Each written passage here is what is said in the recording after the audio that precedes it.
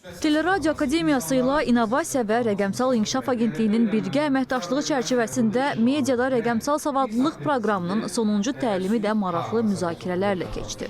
Bugün keçirdiyimiz təlimdə süni intellektin inkişafı ilə xüsusilə media sahəsində müsbət və mənfi təsirlərindən danışdıq.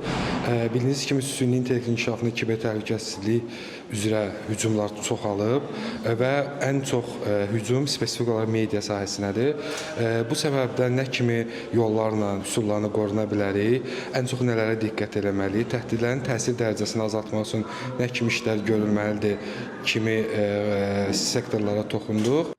Təlimlərdə Teleradio Akademiyasının müdavimləri, həmçinin müxtəlif media qurumlarının nümayəndələri iştirak etdi. Hər üç təlim mənə kiber təhlükəsizlik sayəsində, süni intellektdən istifadə sayəsində güclü biliklər əldə etməyimə kömək elədi. Düşünürəm ki, gələcəkdə media sahəsində işləyəcəyim təqdirdə bu məlumatlar həqiqətən də mənim üçün faydalı olacaq.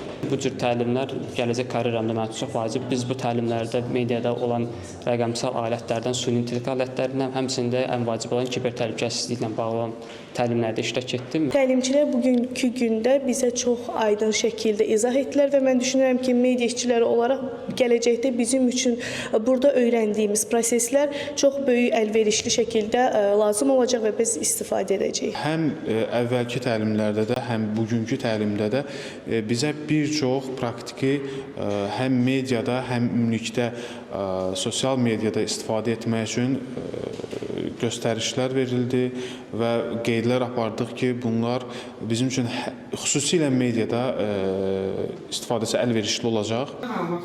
Təlimlər media nümayəndələrinin rəqəmsal bacarıqlarının inkişafına yönəlib. Bu sessiyalar ərzində iştirakçılar rəqəmsal bacarıqlar, süni intellekt alətlərinin istifadəsi, həmçinin mediada süni intellekt sahəsi ilə kiber maarifləndirmə mövzularında məlumatlar əldə etdilər. Onlar həm nəzəri biliklər, həmçinin praktiki biliklər, hansı ki, gündəlik fəaliyyətlərində istifadə edə biləcəkləri praktik yanaşmalar öyrəndilər. Lalə Allahverdiyeva, Kamran İsayev, Çinarə Qambayeva, ASTV xəbər.